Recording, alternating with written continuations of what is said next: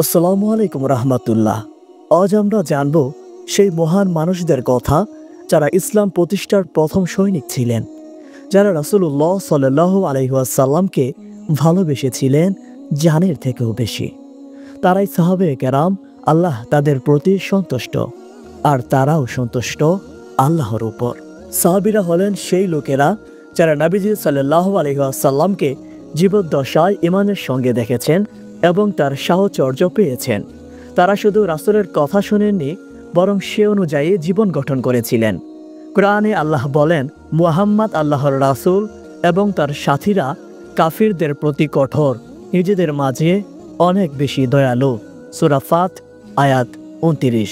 আবু বকর রাদিয়াল্লাহু তাআলা আনহু ছিলেন প্রথম পুরুষ যিনি ইসলাম গ্রহণ করেন, যিনি তার সব সম্পদ রাসূলুল্লাহ সাল্লাল্লাহু আলাইহি ওয়াসাল্লামের জন্য উৎসর্গ করেছিলেন।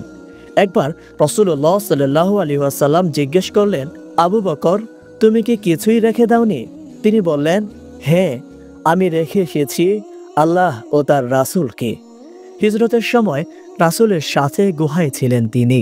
আল্লাহ তাদের রক্ষা করেন আর ইতিহাস সৃষ্টি হয়। উমর রাদিয়াল্লাহু তাআলা আনহু এর শক্তি ও ন্যায়পরায়ণতা। উমর ইবনে খাত্তাব রাদিয়াল্লাহু তাআলা আনহু ইসলাম গ্রহণের পর মুসলমানদের সাহস বেড়ে যায়। তার শক্তি ও ন্যায়বিচার এতটাই প্রসিদ্ধ ছিল যে শয়তানও তার পথ এড়িয়ে চলত। তিনি বলেন, যদি একটি কুকুরও না খেয়ে মরে, আমি ভয় করি কিয়ামতের দিন আল্লাহ আমাকে জিজ্ঞেস করবেন।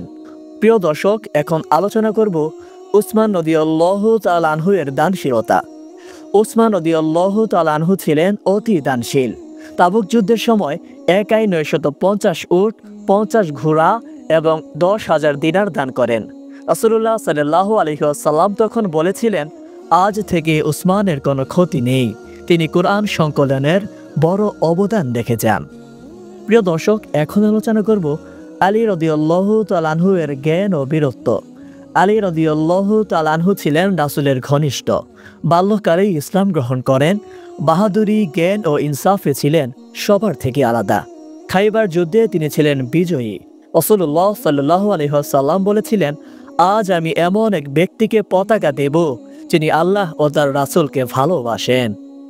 প্রিয় দর্শক, এখন আলোচনা করব সাহাবীদের ঈমান ও ত্যাগ। সাহাবীরা ইসলামকে রক্ত দিয়ে আগলে রেখেছেন। বিলাল রাদিয়াল্লাহু তাআলা আনহু গরম পাথরের নিচে শুয়ে শুধু বলতেন, আহাদ আহাদ। খুবাইব রাদিয়াল্লাহু তাআলা আনহুকে কাফেররা বলেছিল, তুমি কি চাও মুহাম্মদ সাল্লাল্লাহু আলাইহি ওয়াসাল্লামের বদলে তুমি মুক্তি পাও? তিনি বলেছিলেন, আমি চাই না মুহাম্মদের একটি কাঁটাও গায়ে ফুটুক, আর আমি নিরাপদে থাকি। প্রিয় ভাই ও বোনেরা, সাহাবীদের জীবন আমাদের জন্য আদর্শ। তাদের জীবনে ছিল ঈমানের দৃঢ়তা, রাসূলের প্রতি ভালোবাসা, ত্যাগ, ধৈর্য ও একনিষ্ঠতা। আসুন আমরা তাদের জীবন থেকে শিক্ষা নিয়ে নিজেদের জীবন গড়ি। ভিডিওটি ভালো লাগলে লাইক দিন, বন্ধুদের সাথে শেয়ার করুন এবং চ্যানেলটি সাবস্ক্রাইব করতে ভুলবেন না।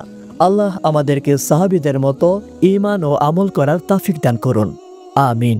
আসসালামু আলাইকুম ওয়া রাহমাতুল্লাহ।